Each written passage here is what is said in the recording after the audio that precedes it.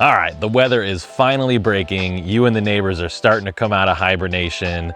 That means it's time to get your landscape ready for spring. So I've got 5 tips to get your landscape ready for the spring weather. We're gonna break them down step by step, nice and easy. Let's go. If you're new to the channel, my name is Jake McAfee. I'm a landscape lover. I get made fun of all the time, but at 42 years old, I'm used to it now. I actually went to Purdue University and got a degree in horticulture and landscape design. My plan was for that to be a profession.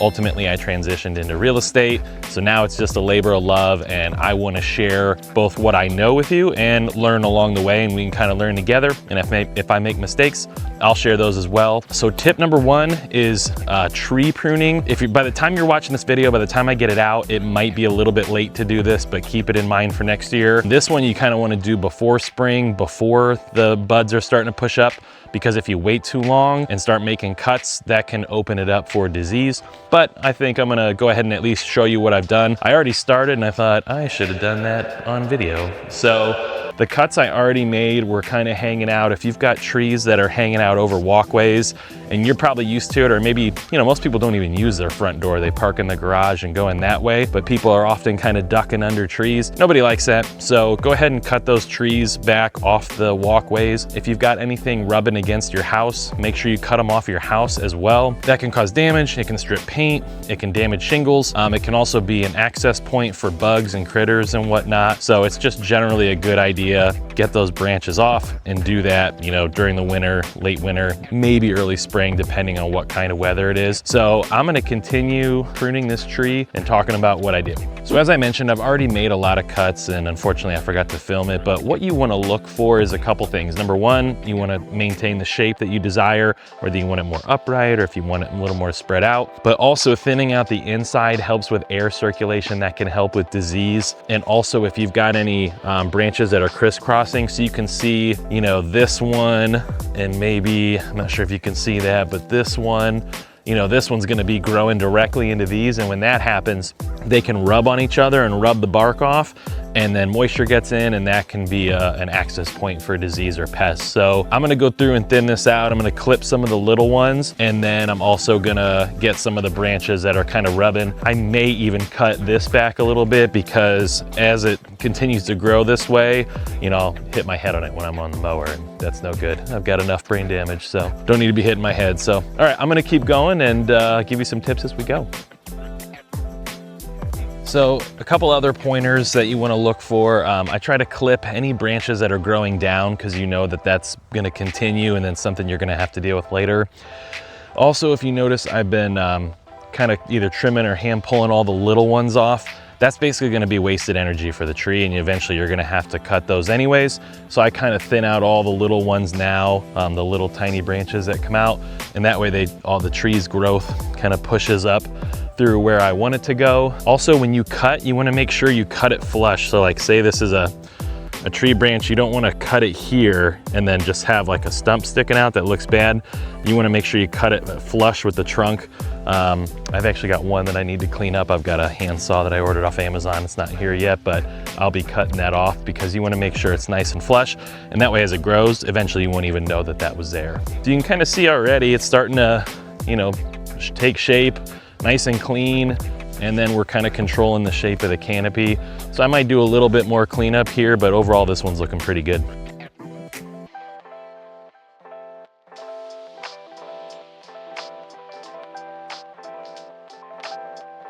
Also, as you're going, you want to make sure, kind of take a step back and look at it. Don't get, sometimes it's easy to get sucked in and just start cutting away, but you can take a step back and kind of see how it's shaping up and then make a decision from there.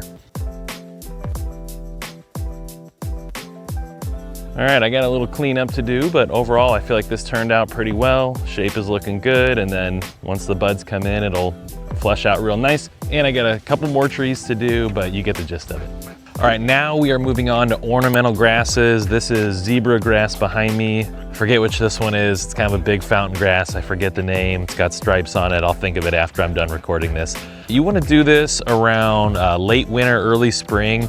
You want to do it, it's okay if you're starting to see the growth, but you want to do it before the growth gets so high, because then when you cut it, you're going to damage the growth, and that can affect the way that the plants and the new growth grows.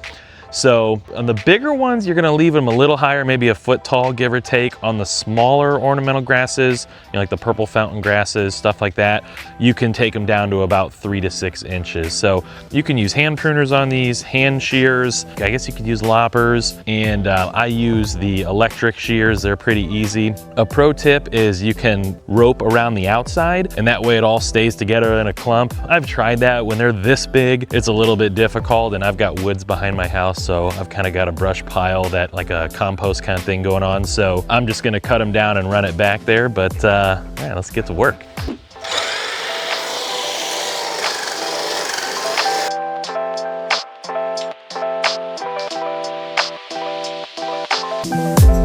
You can see that was pretty quick and easy. Now I've got to clean it up. That's actually the hard part. Something I forgot to mention also, make sure you wear gloves, make sure you wear long sleeves. It's probably better to wear eye protection. These blades are very sharp. So in the summer, especially when they're growing, I've had them cut my hands. The girls try to stay away from it because it's cut them before. So these are very sharp. Make sure you be very careful and use protection when you're doing it. I forgot, you also find a bunch of fun stuff in there. I probably found 3 more pieces of cardboard that I got before I started recording, so, and a baseball.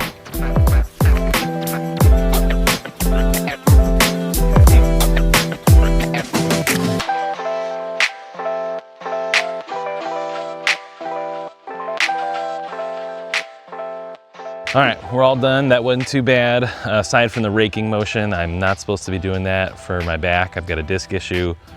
Physical therapist is gonna be very upset with me when I call him yet again after having yard work hurt my back. But you can see, nice and clean, ready to go. There's still a few little scraps that I can get. You know, I'm sure the wind will blow a lot of this away. But you also wanna make sure, a couple things, make sure you get the caked up leaves and all that stuff that gets caked up around the plant. And that goes for any plant, not just these ornamental grasses.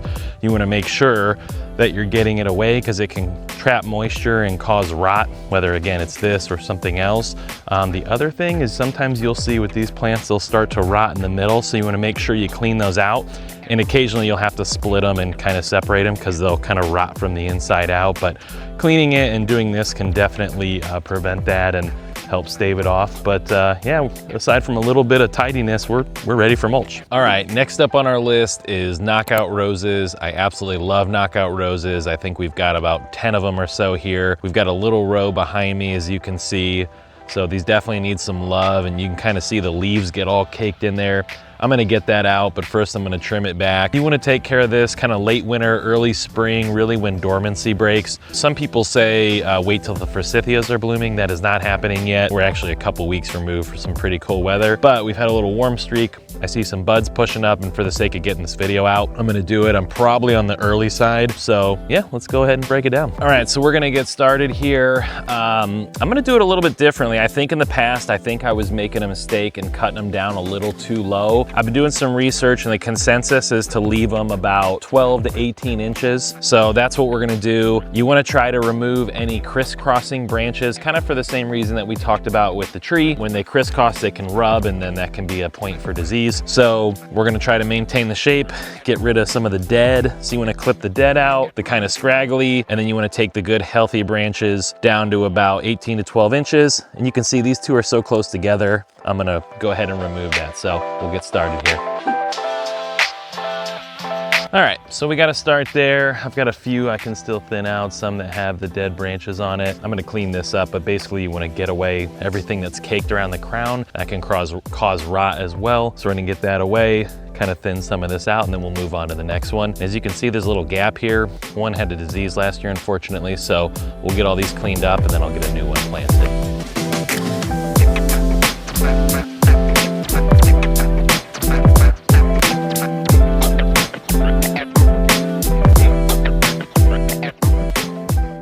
All right, So not bad. That might still be a little low. I might leave the next one higher, but pretty good shape. I've definitely left it longer than last year. I was taking them almost all the way down. So I'm gonna get a leaf blower and blow these out.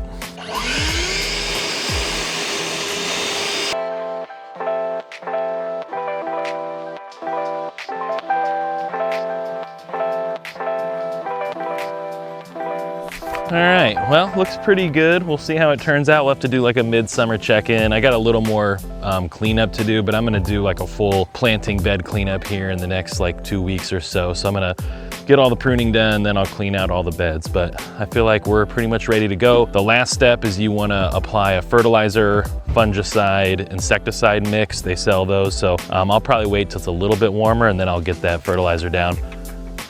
I think my family's home. All right, so now we're gonna cover hydrangeas. As you can see, they get these big blooms on them and then they kind of turn a little stiff and brown and then they stay there through the winter. You can trim these late fall or early spring. Most people like to leave them so the panicles stay there. It's kind of showy in the winter, it gets snow on them. It's just nice to look at. So you wanna cut them down really above halfway and you wanna try to trim out any dead, any crossing branches, any thinner or weaker branches, because that's gonna have weaker blooms. This one, truth be told, is actually getting a little too much shade because of the tree above me. So these are a little thinner. I've got some other ones that are a lot thicker. These ones are more on the thin side. But we're gonna start cutting one and I'll show you how we do it. I might take this one down a little bit more than normal because I've got 5. These ones are kind of weaker on the outside because they get more shade. The ones in the middle are bigger. So I'm gonna try to cut the bigger ones down and try to match them to the smaller ones and see if that helps them stay kind of a uniform size this year. I don't know if it will, but we'll see. Also, I forgot to mention, you wanna cut them right above the buds. So where you see little buds poking out, cut right above that. And then you see some of this weaker stuff down below, you can just clip that out altogether.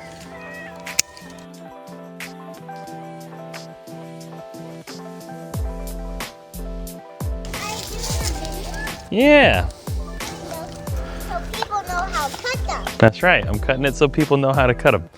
So as you can see, I cut this one back a little bit further. Again, I'm trying to make it more uniform. This one's a little bit thinner, but I'm gonna show you another one and you can see how thick they really can get. So you can see this one here is a lot thicker. So for the sake of time, I'm not gonna trim this whole one on camera, but I won't be taking this one way back. I'll be cutting the blooms back and then kind of leaving, they say where if you can leave where there's like a branch and then it splits into 2, cut above the bud on the 2, you can leave them about that long and over halfway up. So I'll just prune this one back a little bit and thin it out. I won't cut it as hard as I did that other one. Yeah. No. Come here, buddy. Come here, come here, come here. All right, so you can see, again, I cut them down.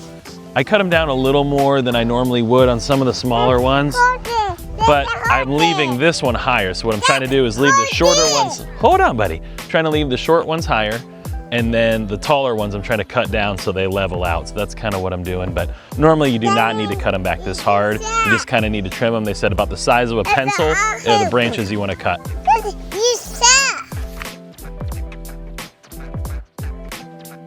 So I'm not quite done yet, but you can kind of see this is more the idea of what you're going for right here. This is how you want it to look. So those other ones I cut back a little harder, but again, I'm trying to make those level. This is more the example. All right, the final tip, tip number 5, you've got everything pruned, you've got everything trimmed. Now it's time to get the planting beds all cleaned out and ready for mulch. As you can see, mine here, I did a little procrastinating in the fall. Snow came a little bit earlier than expected, so I've still got a bunch of leaf cleanup. Fortunately, with my back, I'm having some back problems like always, so I've enlisted a little help. Got my buddy David right there. He's helping me out, so make sure you get everything raked out. You can leave old mulch in, but you wanna rake all the leaves out, all the debris, any sticks, and any buildup. You can see it'll kind of cake around the crown here, so you wanna get all this stuff cleaned out. Get all that cleaned away, so that can cause rot, as we've talked about. So make sure you get all the beds cleaned out, ready for mulch, and that's your 5th and final tip. You're gonna be ready for spring.